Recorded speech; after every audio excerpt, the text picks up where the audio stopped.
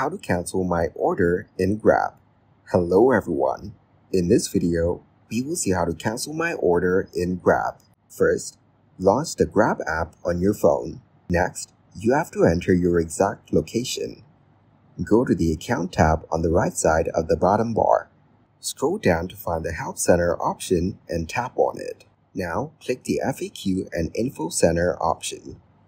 Search for Cancel Order and it will provide you with some instructions.